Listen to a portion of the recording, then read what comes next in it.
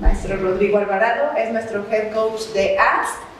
Es el que nos está dando ahorita todas nuestras retroalimentaciones, nuestras observaciones. Con él vamos a seguir trabajando mucho la metodología, las neurociencias y cómo trabajar dentro del salón de clases con todos nuestros alumnos.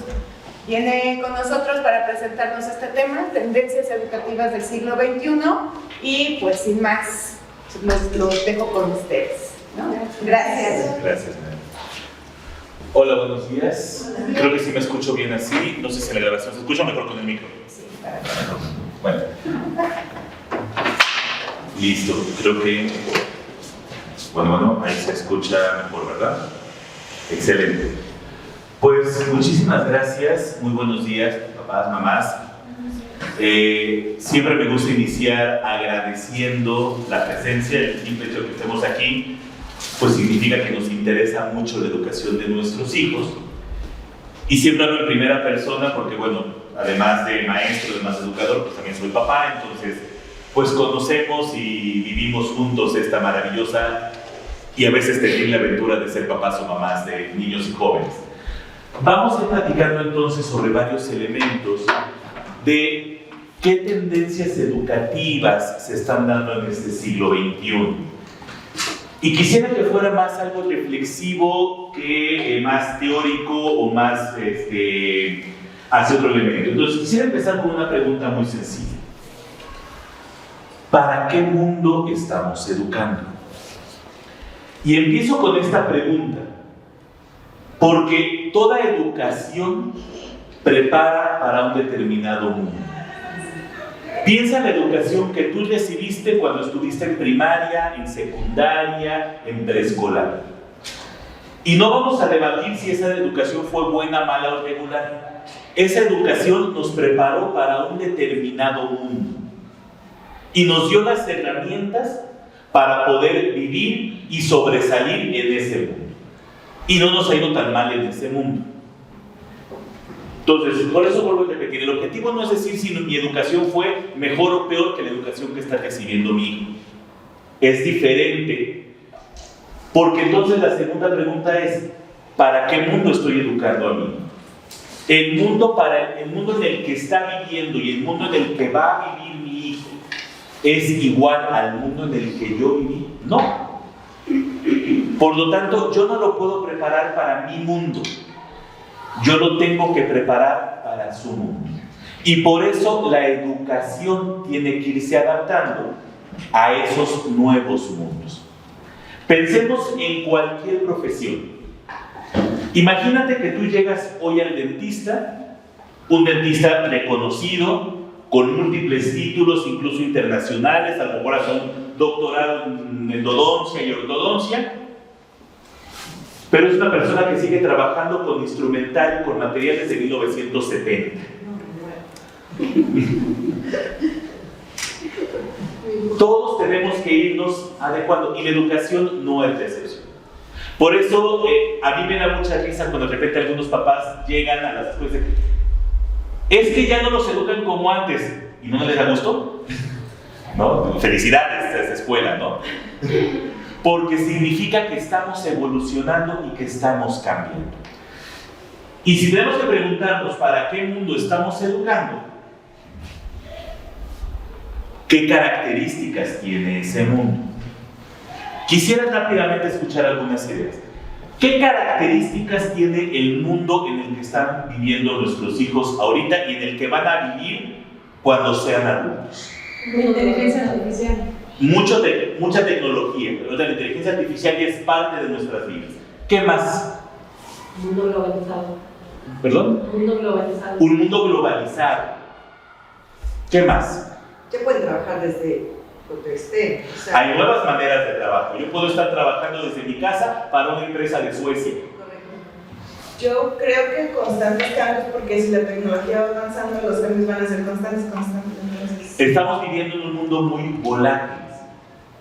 Escalas de valores completamente diferentes. Hay otro tipo de escalas de valores. Muy bien, vamos a ir retomando algunos de estos elementos. Quiero recuperar algunas de estas ideas. Vivimos en un mundo volátil. Si en el año 1200 yo le hubiera preguntado a una persona cómo iba a ser el 1500, le atinaba en un 90%. Estaba la agricultura, íbamos a estar en guerra con el otro rey, tenía que pagar el impuesto al señor feudal, iban a estar los caballeros, o sea, en un 90% le atinaba. Si ahorita nos preguntamos cómo va a ser el 2040, no tenemos la menor idea. Es más, si en diciembre del 2019 alguien nos hubiera dicho que íbamos a estar 2 años encerrados en nuestra casa, nos hubiéramos reído en su cara. Entonces, vivimos en un mundo que cambia aceleradamente. Vivimos en un mundo muy tecnologizado, definitivamente.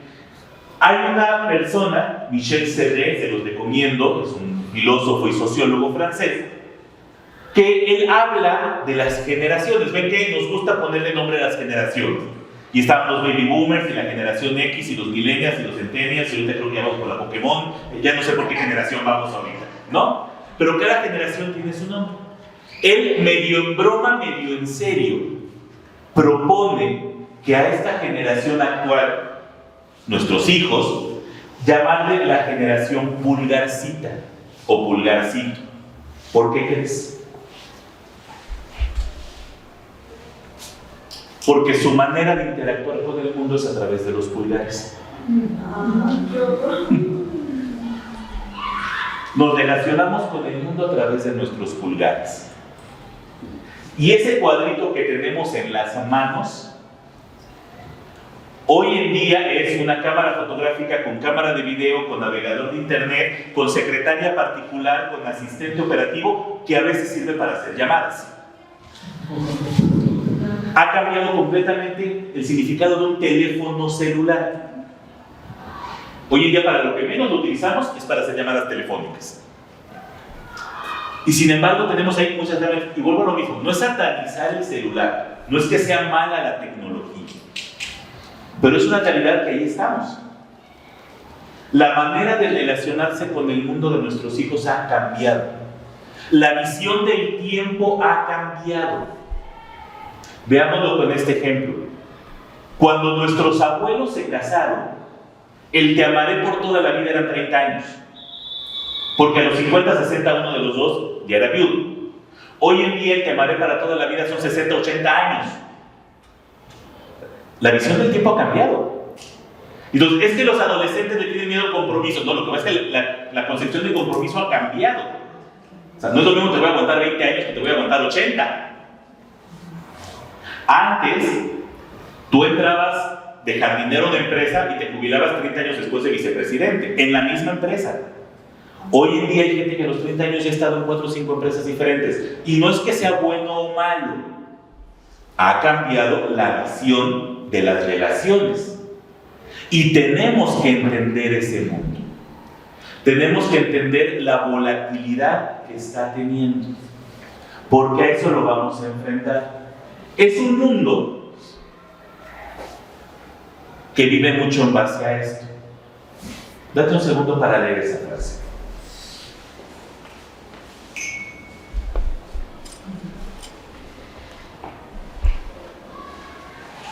Esa es nuestra realidad. Queríamos tener todas las respuestas y de repente nos cambiaron las preguntas. Y ya no sabemos dónde estamos parados. Y tenemos que ir preparando a otros escenarios. Algunos ejemplos de estos escenarios. Ese es un estudio que hizo el Foro Económico Mundial en el año 2023. Y él decía, ¿cuáles son los 10 trabajos que han experimentado un mayor crecimiento entre el 2023 proyectado el 2027? Date un segundo para leer los trabajos.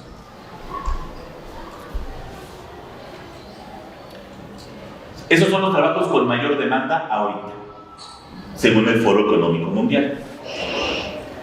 Y podremos estar de acuerdo o no con las políticas del Foro Económico Mundial, pero no podemos ignorar que esta es una realidad de nuestro mundo.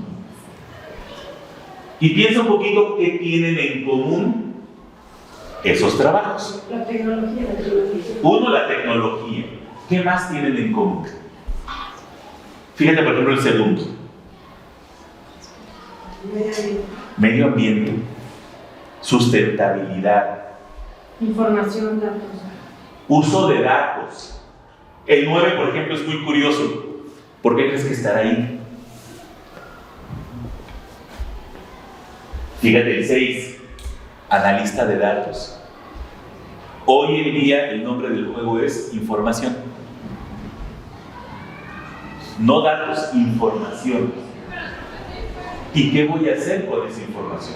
Paralelo a esto, ¿qué nos dice el Foro Económico Mundial? Estas son las 10 habilidades más solicitadas en el mundo laboral en este momento. Los grandes empleadores del mundo, esas son las 10 habilidades que más buscan en las personas.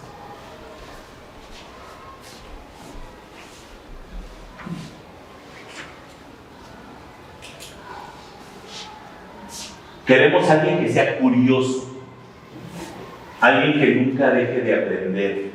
Fíjate las 5, alguien que sea resiliente, alguien que tenga flexibilidad mental. Si el plan A no funciona, el alfabeto tiene otras 27 letras, diría mi abuela, ¿sí? Que sea capaz de adaptarme a lo que está sucediendo.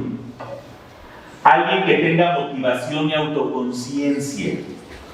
Alguien que tenga un pensamiento sistémico, alguien que esté muy orientado al servicio y a la atención. Esto es lo que están viviendo nuestros hijos y eso es lo que le van a pedir a nuestros hijos cuando el día de mañana salgan y se enfrenten al mundo. Este es el mundo para los que los estamos preparando. Y entonces, con esta situación, pues una pregunta que puede surgir, como diría el gran filósofo, es ¿a dónde vamos a parar? Y mi abuela, que es muy sabia, cuando escuchaba esta pregunta, siempre contestaba: a donde queramos ir. ¿Podemos reaccionar al futuro o podemos prepararnos para el futuro? El futuro va a llegar con nosotros y nosotros o a pesar de nosotros. La inteligencia artificial ya está conmigo, sinmigo, a pesar de mí. Y ya incluso, olvídense de películas, en el celular ya traemos inteligencia artificial. Y ya le podemos pedir a Google o a Siri que nos organice lo que sea a través de inteligencia artificial. O sea, ahí está ya. Buena, mala, regular, es una herramienta. Y toda herramienta es tan buena o tan mala como la persona que la maneja. Por eso empezaba primero con esto. Ese es el mundo en el que estamos. Ese es el mundo que van a vivir nuestros hijos. Y ante este mundo, ¿qué tenemos que hacer? Tuvimos aquí un pequeño problema técnico, no se preocupen. ¿Qué es lo que tenemos que hacer con nuestros hijos? Tenemos que cambiar nuestra concepción. Vamos a la siguiente, por favor. Tenemos que cambiar nuestros paradigmas. Tenemos que cambiar nuestra manera de pensar. Tenemos que cambiar nuestra manera de educar y nuestra manera de aprender, porque si no, corremos el riesgo de quedarnos atrás. Muchas veces en el mundo nos vamos a encontrar a personas con la filosofía de: si llevamos 20 años haciendo lo mismo y nos ha salido bien, ¿para qué lo cambiamos? Si mantenemos esa mentalidad, pues no tendríamos internet, no tendríamos automóviles, no tendríamos aviones, no tendríamos computadoras, no tendríamos avances médicos, no tendríamos nada. ¿Qué tengo que cambiar en mi concepción? ¿Qué tengo que cambiar en mis paradigmas? Primer paradigma que tengo que cambiar: hay una nueva forma de aprender. Cuando nosotros aprendimos en la escuela, ¿qué características tenía esa educación? Era rígida. ¿Qué más? Repetición. ¿Perdón? Repetición. Era en base a muchas repeticiones. ¿Qué más tenía esa educación? Memorizar. Memorizar. Era memorística. Sin muchas oportunidades de opinar. No había muchas oportunidades de opinar. Y vuelvo a repetir, no estamos juzgando si fue buena o mala. ¿Por qué era así? Vamos a analizar un poquito. Cuando nosotros estábamos en la escuela, el saber, la información era limitada. Si a mí me pedían hacer una investigación, ¿qué hacía? Enciclopedia. Me iba a la enciclopedia o me iba al diccionario. Los que a lo mejor son un poquito más recientes, pues ya les tocó en carta o instrumentos similares. Pero cada vez que íbamos al diccionario, íbamos a la biblioteca, íbamos a la enciclopedia, le preguntábamos a nuestros papás. La información era escasa, era de acceso ilimitado y era muy certera. Yo confiaba en lo que me decía la enciclopedia. Yo podía confiar que lo que decía el libro era verdadero. Yo confiaba en que si me lo decía mi papá o me lo decía mi maestro, era verdad. Y por eso confiaba en esa información. Y por eso el papel del maestro era darme una información que de otra manera yo no podía acceder. Hoy en día, cuando a sus hijos se les pide una investigación, ¿qué hacen? Google o ChatGPT, que nos salva de todo y nos entrega 20,000 cosas. Entonces, hoy en día lo importante ya no es saber. Google lo sabe todo. Lo importante es saber hacer algo con lo que sé. Porque Google en menos de un segundo te va a entregar 20 millones de respuestas a cualquier pregunta que le hagas. Pero Google no te va a decir cuál de ellas es la mejor. No te va a decir si alguna de ellas está obsoleta o es falsa. No te va a decir si es objetiva o tendenciosa. Aquí está. Algunos estudios hablan que hoy en día vivimos en una época de infoxicación. Estamos intoxicados de tanta información y tantos datos que tenemos. Y volvemos a pulgarcita y a pulgarcito. Cualquier pregunta que yo tenga, se la puedo preguntar al mundo a través de mis pulgares. Entonces, hoy en día el problema ya no es la información. La información ahí está. Ya no nos necesitan los niños para acceder a datos. Ahora nos necesitan para saber qué hacer con esos datos. Por eso nuestra educación era muy memorística, era muy basada en datos con poco espacio para la aplicación o para la contextualización. Y no es que haya sido mala, nos preparó para un determinado mundo. Hoy en día, donde el acceso a la información ha cambiado, yo tengo que empezar a fijarme en otras cosas. Y lo voy a poner con un ejemplo. Papás, mamás, ¿qué se necesita para cambiar la llanta de un auto? Un gato, una llave de cruz, obviamente la llanta, el vidrio de seguridad hoy en día, fuerza, ya empezamos a buscar otras cosas. Conocimiento, claro. Conocimiento.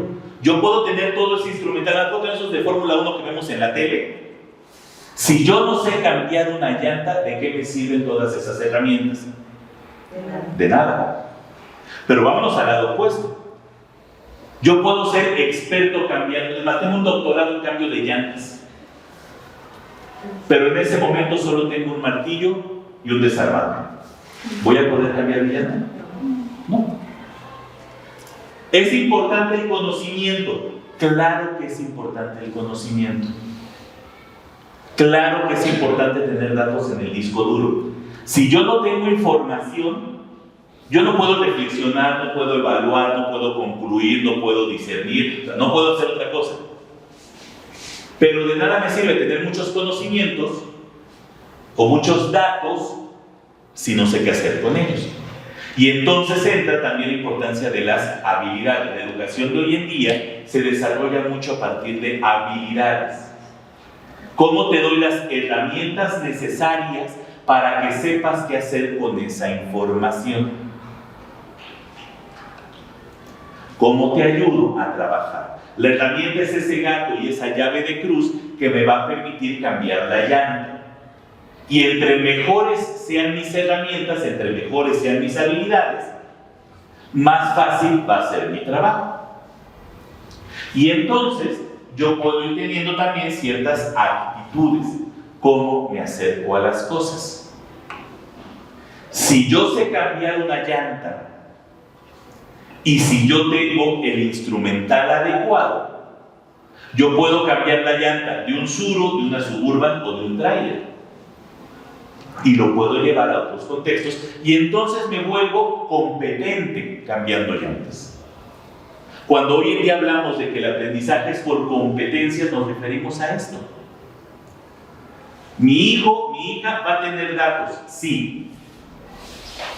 pero también va a tener herramientas que le van a ayudar a manejar esos datos. Y le vamos a enseñar cómo manejar esos datos de la mejor manera. Porque la historia está llena de personas sumamente inteligentes, con muchos datos, con muy buenas herramientas y que le han hecho mucho daño a la humanidad. Y lo puedes acusar de lo que quieras, menos de tontos. Cuando yo conjunto esas tres cosas, entonces ya tengo una persona competente. Entonces, perdón que sea insistente en esto, papá. ¿Es importante el dato? Sí. ¿Habrá cosas que mi hijo se va a tener que aprender de memoria? Sí. El punto no es memoria sí o memoria no, el punto es memoria para qué. Y memoria cómo. ¿Por qué es importante que ese dato lo tenga en el disco duro? O es un dato que puedo consultar en otros lugares. ¿Qué voy a hacer? ¿Para qué me va a servir? ¿Qué puedo hacer con él? Otro elemento importante.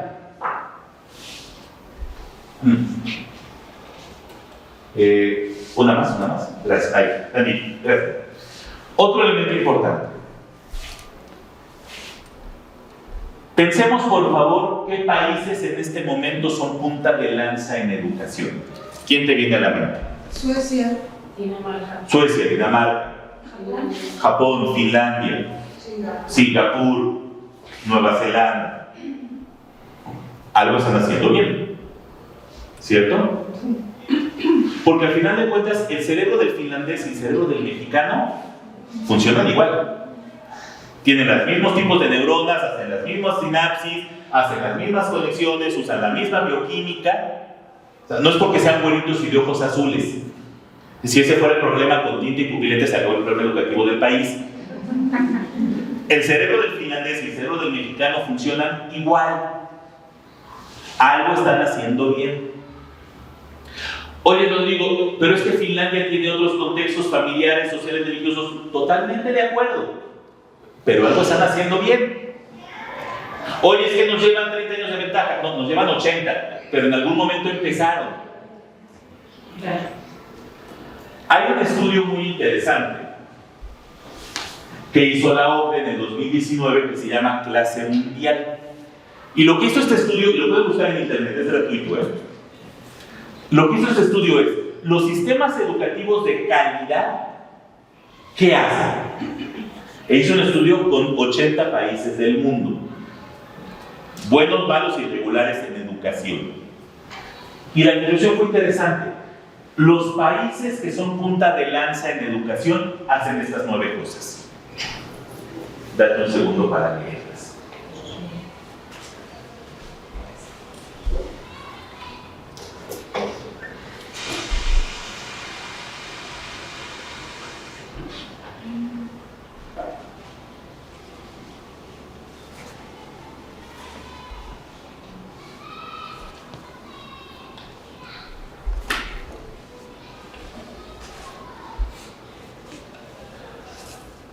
Entonces, hoy en día lo importante no es saber.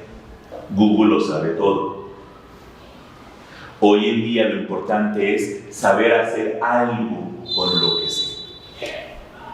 Y por eso, ¿hacia dónde está yendo la educación en este siglo XXI?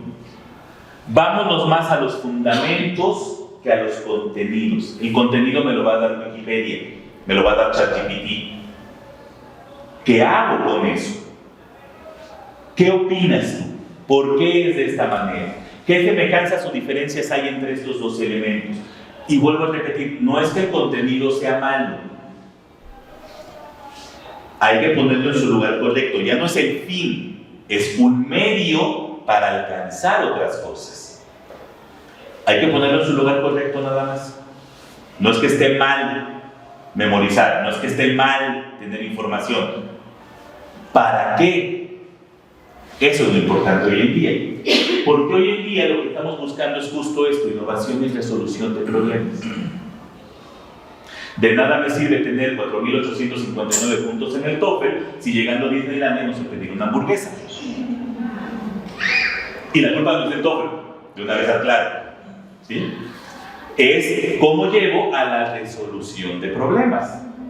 cómo esto que estoy aprendiendo me está llevando a la vida. Cómo empiezo a crear gente autónoma. Y ahí, papás, mamás, ustedes nos ayudan muchísimo.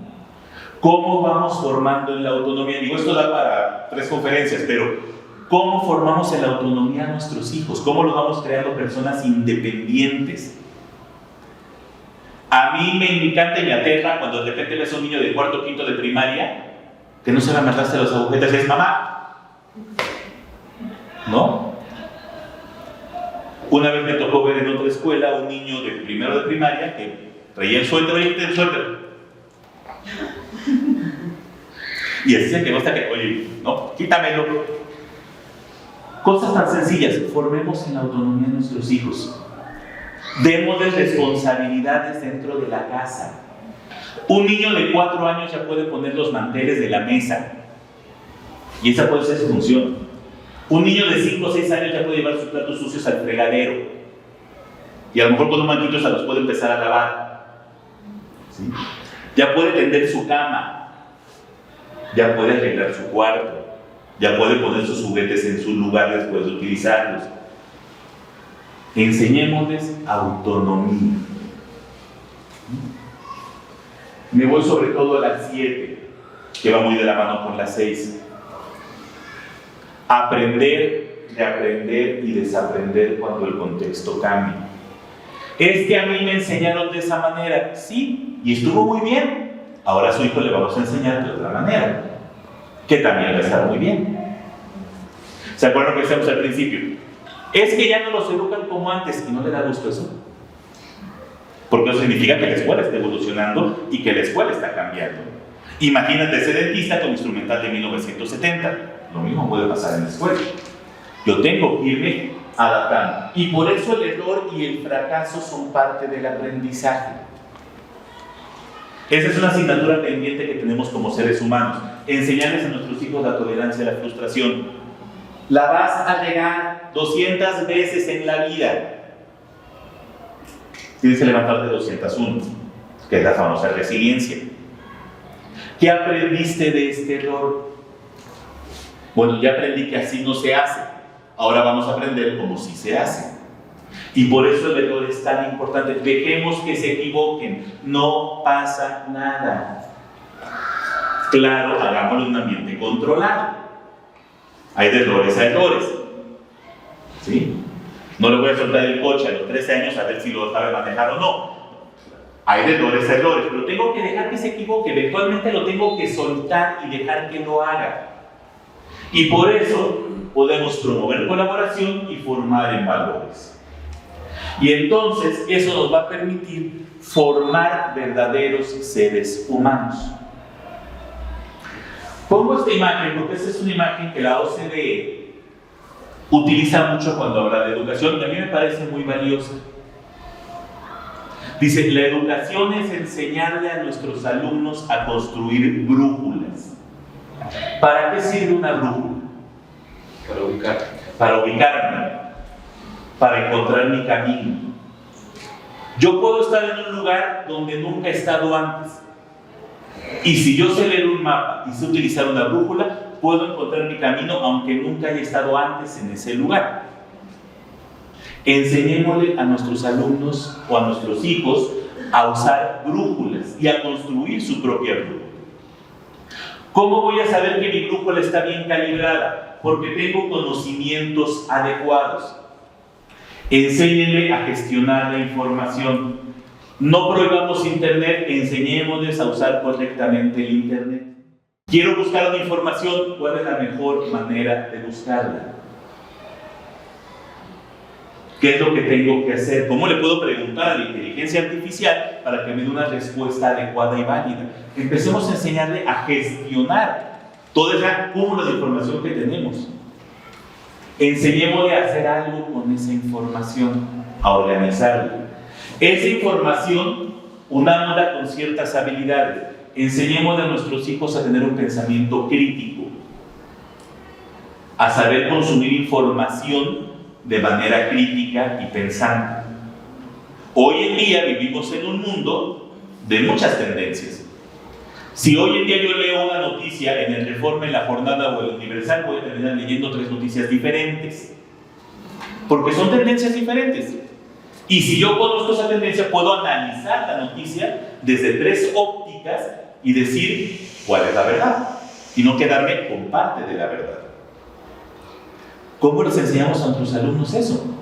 ¿Cómo les enseñamos a nuestros hijos a tener este pensamiento crítico?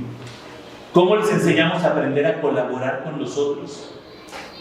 ¿Cómo les enseñamos a saber escuchar la postura del otro mientras mantengo mi propia postura? Va a haber cosas en las que vamos a estar en desacuerdo. Tú le vas a la Chivas, yo le voy a la América. Ni yo te voy a convencer, ni tú me vas a convencer. Y no se trata de convencernos el uno al otro. Es, escucho tus argumentos, escucha mis argumentos. Me parecen válidos tus argumentos. No estás cambiando mi manera de pensar, pero respeto y reconozco lo que me estás diciendo. Y tiene base, o sea, no está descabellado lo que me estás diciendo. Y así como hablamos de fútbol, podemos hablar de política, de religión, de géneros, de diversidad sexual, del tema que me digas, de lo más simple a lo más complejo. Enseñemos a escuchar y enseñemos a defender. Yo puedo defender mi postura sin atacarte. Y podemos estar de acuerdo en que no estamos de acuerdo. Y en que nunca vamos a estar de acuerdo. Mi intención no es convertirte. Mi intención no es cambiarte. Mi intención es que podamos dialogar. Y si no encontramos ningún punto en común, al menos encontramos el punto en común de que no tenemos nada en común. De eso no vamos a hablar, pero hay otros 800 temas de los que sí podemos hablar. Y empezamos a crear ciertas habilidades. Empezamos a tener ciertas actitudes ante la vida. ¿Cómo colaboro? ¿Cómo escucho antes de actuar? ¿Cómo pienso lo que estoy haciendo? Y eso me ayuda a vivir de acuerdo a ciertos valores. ¿Cómo le ayudamos a nuestros hijos a recuperar lo que es justo, lo que es verdadero, lo que es bueno, cosas importantes? ¿Cómo les enseñamos a nuestros hijos a recuperar lo estético? Aprender a apreciar la belleza. Que sepan disfrutar una obra de arte, por ejemplo. Que puedan apreciar una pintura. Que puedan apreciar una obra musical. Una escultura. Un paisaje, una puesta de sol. Hemos perdido el sentido estético de la vida. Y hay que recuperarlo. ¿Cómo le ayudamos a ver lo sustentable? La responsabilidad que yo tengo con mi mundo y con los que vienen después de mí.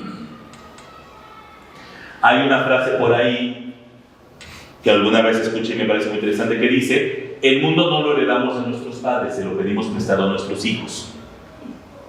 ¿Cómo vamos creando esa conciencia social en esos niños y en esos adolescentes? Entonces, resumiendo en esas tendencias educativas, tenemos que buscar una nueva forma de aprender en un mundo cambiante para formar verdaderos seres humanos, para ir creando personas con una brújula bien calibrada. Y aquí me voy a permitir el comercial, papás, mamás. Esto es lo que se está trabajando aquí en el colegio. Confía. Vuelvo al ejemplo del médico. Si yo voy al médico y el médico me dice: tienes que tomarte esta pastilla cada 8 horas. Oye, y si mejor me la tomo cada 5 horas para que quiero que me haga más efecto. Oye, pero es que fíjate que a mi vecina le diste otra pastilla con una cajita roja. A ver, tu vecina tiene artritis, tú tienes gripe, tú te tomas esta. ¿Por qué no le rezongamos y no le discutimos al médico cuando nos manda un tratamiento? Porque él sabe. Porque confiamos en el experto, ¿cierto? Confía en el experto. Y no me refiero al de la voz, me refiero a los que están ahí en el salón con tus hijos. Confía en ellos. Confiar no es dar un cheque en blanco. Podemos estar en desacuerdo en 200 cosas. Discutámoslas como adultos, desde la base de la confianza. Porque si se vuelve una guerra de a ver quién gana, papá o escuela, gane, quien van a perder son sus hijos. Pongámonos de acuerdo. Podemos estar en desacuerdo. O sea, no es entregar un cheque en blanco. Dialoguemos, discutamos, reflexionemos. A ver, no entiendo esto. Desde una brújula bien hecha. Somos aliados, estamos construyendo brújulas. Ayúdenos a construir esa brújula con sus hijos. Al que más le conviene es a él o a ella. Ayudémonos entre todos a ir creando estos elementos precisamente para lograr buenos seres humanos que respondan a las necesidades de ese siglo XXI.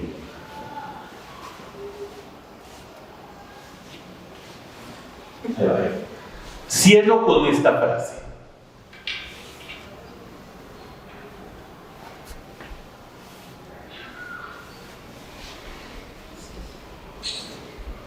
Papás, mamás, las cosas no siempre van a estar bien. Siempre van a tener sentido si nosotros les queremos dar un sentido. Seamos constructores de esperanza para ser arquitectos de esperanza en las mentes y en los corazones de esos niños, de esos jóvenes que tenemos en las aulas y que tenemos en las casas. Y de esa manera podremos responder a estas nuevas tendencias educativas, podremos responder a estos retos que el siglo XXI nos está poniendo y podremos crear personas con una brújula bien calibrada que podrán responder a cualquier escenario que se le presente. Creo que eso es lo que queremos todos. Seres humanos plenos, seres humanos exitosos, seres humanos que puedan salir adelante. Papás, mamás, esta es una muy breve reflexión que se va a ir profundizando y ahondando. Esto continuará, como dicen por ahí, y va a continuar en las aulas y en las casas. Pues muchísimas gracias por esta atención y espero que estas reflexiones nos ayuden a seguir formando a esos grandes seres humanos que tenemos junto a nosotros. Pues muchísimas gracias.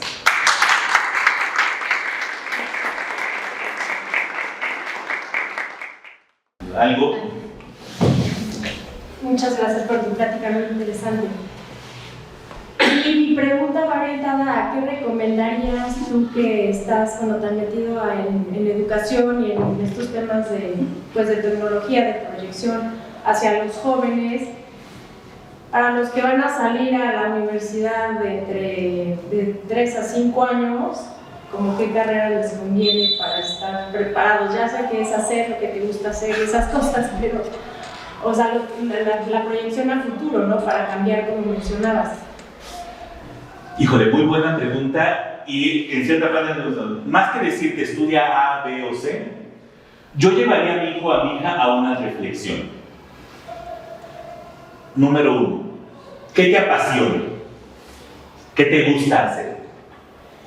Pregunta número 2, ¿en qué te consideras realmente bueno o realmente bueno? ¿Qué cualidades, qué habilidades consideras que tú tienes?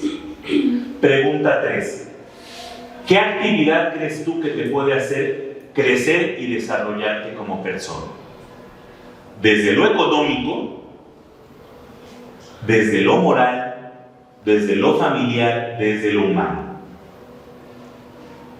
Yo haré con mi hijo o con mi hija esas 3 preguntas y de acuerdo a lo que él o ella me vaya contestando, podríamos entonces dialogar de posibles carreras que te pueden servir y que te pueden ayudar.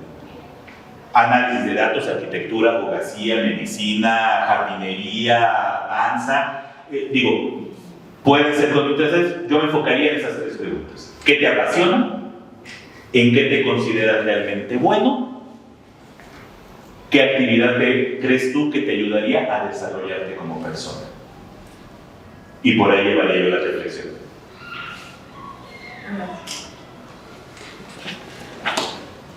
Buenos días.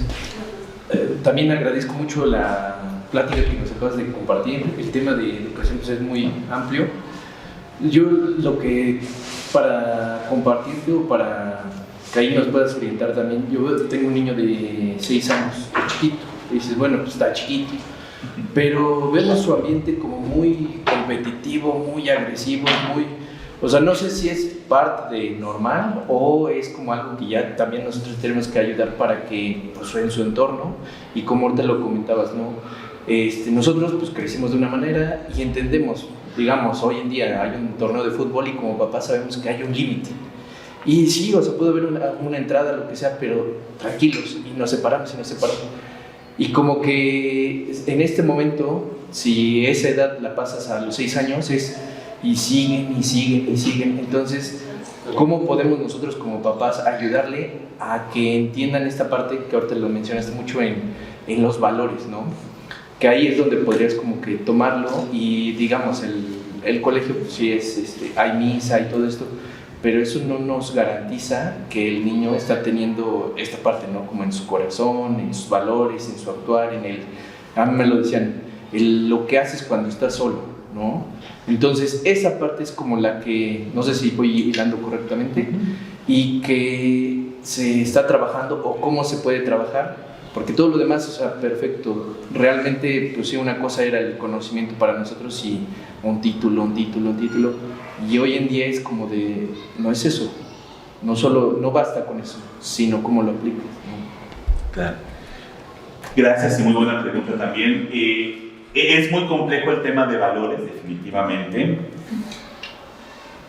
Pensar algunas ideas que espero que puedan ayudar. Número 1. La principal educadora de valores, ¿quién es? La familia. La escuela ayudamos. Y somos todos responsables. La principal educadora es la familia. Papá, mamás, hermanos, familia extendida. Primer elemento, prediquemos con el ejemplo. Siempre tienes que decir la verdad, pero si me marca por teléfono no estoy. El niño se da cuenta. Prediquemos con el ejemplo. Si yo te voy a pedir un valor, lo tengo que empezar viviendo ese valor. 2. Enseñémosle también, sobre todo en niños pequeños, algo que puede ser un previo es, enséñale a gestionar y a reconocer sus emociones. ¿Qué está sintiendo? ¿Por qué se está sintiendo? Me puedo enojar porque perdí el partido de fútbol. Me puedo enojar porque hubo una entrada fuerte en el partido. Me puedo enojar porque no saqué 10 en el examen. Ok, ¿qué vas a hacer con esa emoción? ¿Cómo la vas a hacer? Lo primero es reconoce que ahí está. Valida sus emociones. Validar emoción significa reconozco que la emoción está ahí. A lo mejor no entiendo por qué, pero entiendo que ahí está. Y la está sintiendo. Esto pasa mucho, sobre todo en adolescentes. ¿Quién de por aquí es papá de secundaria? Ok, mi más sentido pesa. Con los adolescentes pasa mucho esto. Oye, es que no es para tanto. No, para él, para ella sí es para tanto. No, es que no es el fin del mundo. Para él, para ella sí es el fin del mundo. Valida su emoción. Entiendo que estás enojado. A lo mejor no entiendo por qué, pero entiendo que estás enojado. Y desde ahí podemos empezar a construir y podemos empezar a trabajar. ¿Qué otra cosa nos puede ayudar con valores? Creemos ambientes de confianza donde pueda platicar las cosas. ¿Qué me pasó en la escuela? ¿Qué me pasó en la casa? Y enseñemos a los hijos que también nosotros lo podemos platicar en la medida de las cosas. ¿Sabes qué? Hoy tuve un mal día en el trabajo. Me siento cansado, me siento frustrado porque tuve un cliente complicado que me reclamó y me dijo, y no era mi culpa, pero me sentí mal. Y me siento cansado, me siento mal. Hoy fue un mal día para mí. Hoy fue un muy buen día porque fíjate que cerré un trato y algo que pensé que no iba a salir salió y el jefe me felicitó y vengo contento. Hoy fue un muy buen día. Creemos un ambiente de confianza donde yo puedo llegar y platicar lo que siento y lo que me pasa. Y ya hablando del valor como concepto, ayudémosles a nuestros hijos poco a poco a ir concientizando e interiorizando el valor. Lo voy a hacer muy rápido porque esto da para otra práctica, no se pierda en el próximo capítulo. Pero cuando hablamos de valores, también hay un desarrollo en los valores, así como hay un desarrollo en el intelecto.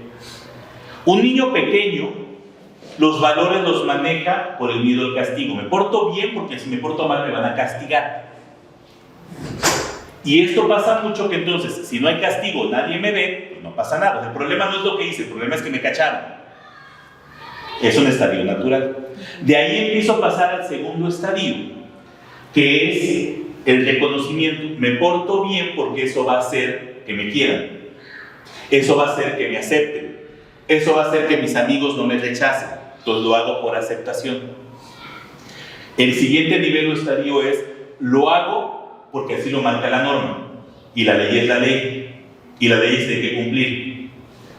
El cuarto estadio es, lo hago porque sé que eso es lo que se debe hacer. El problema es que esto no es por edad. Hay gente de 50 años que sigue en el estadio 1. ¿Cómo le ayudo a mi hijo? Interiorizando y reflexionando. ¿Por qué lo hiciste? ¿Qué sucedió? ¿Cómo te sentiste? ¿Qué obtuviste con esa respuesta? ¿Pudiste haberlo solucionado de otra manera? ¿El beneficio que obtuviste valió la pena por las consecuencias que hubo? Pensemos un ejemplo muy concreto. ¿Qué pasa en nuestro México lindo y querido si yo me paso un semáforo en rojo? Nada. Si tengo la mala suerte de que haya por ahí una patrulla, pues a lo mejor me salen 50 pesos para el refresco, ¿no? A lo mejor el claxonazo de Dios te bendiga, Dios te bendiga, ¿verdad? Sí, estamos en un contexto, ¿no? Pero de ahí en fuera no tengo mayor consecuencia. Entonces, si está el oficial en la esquina, todos somos los más respetuosos del reglamento de tránsito. Estamos en estadio 1. Vamos a ser objetivos. ¿Cuál es el beneficio de pasar un alto? ¿Beneficio? ¿Cuál es el beneficio de pasar un alto? Seamos objetivos. Ahorrar 20 segundos. Ahorrarme 20 segundos. Voy a llegar 20 segundos antes a mi destino. Ese es el beneficio objetivo. O sea, vale la pena ese objetivo por todas las posibles consecuencias, y ahí es donde entra el juicio moral. Me detengo en el alto no porque vayan a chocarme, no porque esté el oficial, no porque me van a montar. Me detengo porque es lo correcto, porque es lo que tengo que hacer. Y llegamos a esta definición de lo hago aunque esté solo. ¿Cómo le ayudamos a nuestros hijos? Reflexión. ¿Qué pasó? ¿Por qué lo hiciste? ¿Cómo te sentiste? ¿Hubo algún beneficio? ¿Ese beneficio valió la pena por las posibles consecuencias, por las seguras consecuencias que vas a tener? ¿Habrá alguna otra manera de hacerlo? Y a partir de ahí le ayudamos a interiorizar y reflexionar el valor que a mí me interesa, la honestidad, la responsabilidad, el respeto, la empatía, el que nosotros queramos. Perdón si es muy superficial, pero creo que esas ideas pueden ir ayudando. ¿Alguna otra idea, duda, aclaración, comentario, queja o sugerencia? Yo tengo una pregunta. Pues, gracias a Dios nosotros no estamos manejando los libros de la SEP, que pues me imagino que ustedes están tanto de esos contenidos tan terroríficos, pero en algún momento nuestros hijos llegarán a ver algo de eso porque conviven con algunos otros niños, o que les preguntan o lo ven por ahí, por internet, no sé. ¿Y qué hacer o cómo manejar esto al respecto? Gracias, también muy buenas preguntas. Yo creo que aquí me basaría un poquito lo que decíamos hace rato, este valor de saber defender mi postura escuchando al otro. Un error que hemos cometido con muchos de los temas modernos es que hemos perdido la capacidad de escuchar a la otra persona. Y entonces dividimos al mundo en dos grandes grupos, los que piensan como yo y los que están equivocados. Y eso ha sido el origen de muchos conflictos.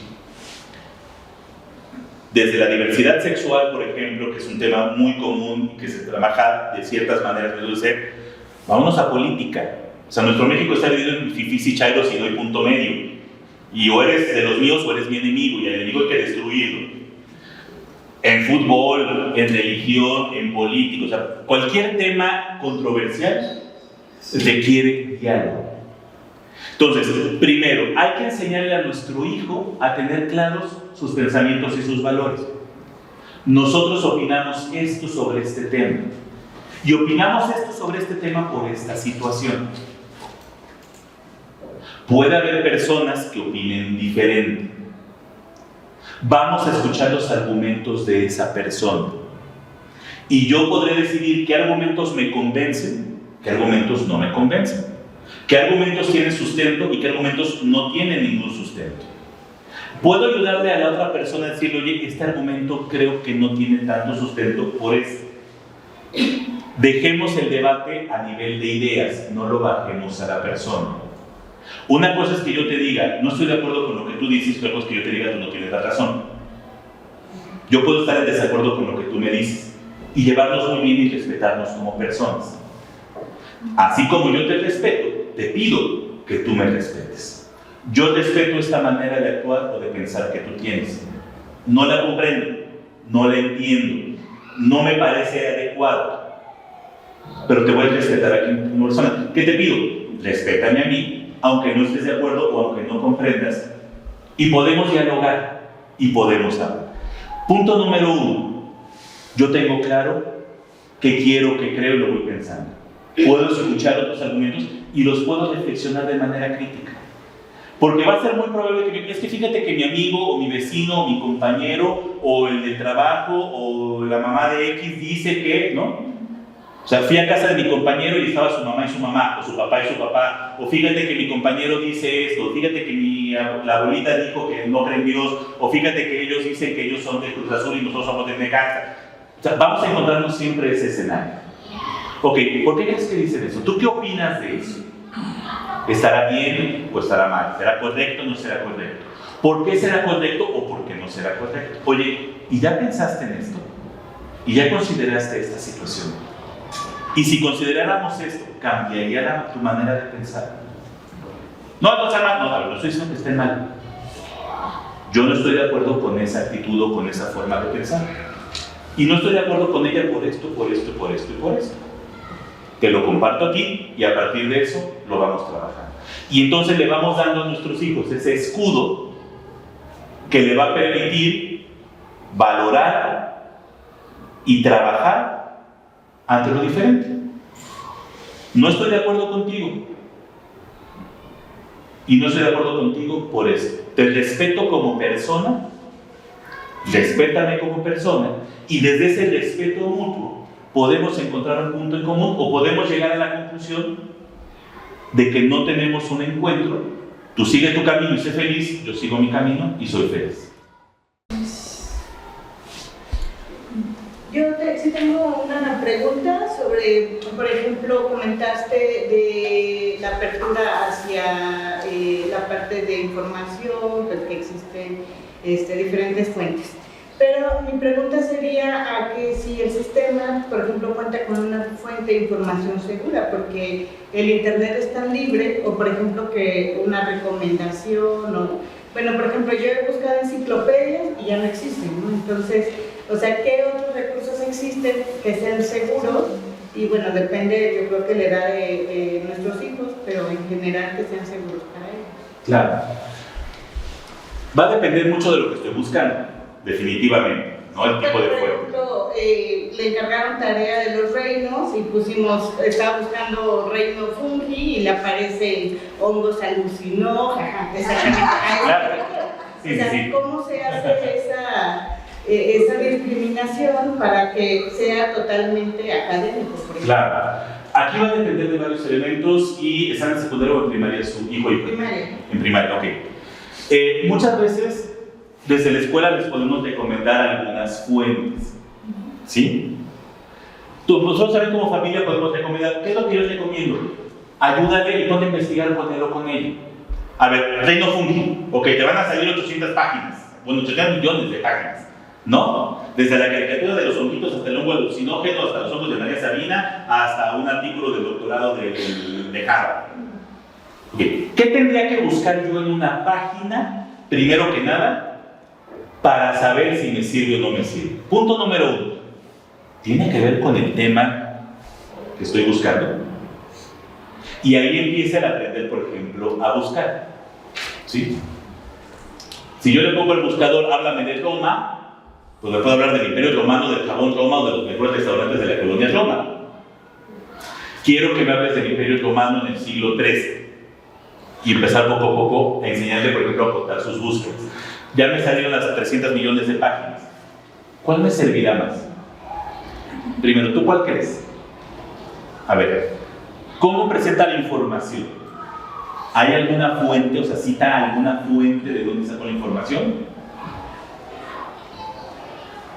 Yo recomendaría primero enfocarse en páginas académicas, que sea una página de una universidad, que sea una página de alguna revista científica, que sea una página de un portal de divulgación, porque entonces ya tengo el modelo. Fíjate qué características tiene esta página.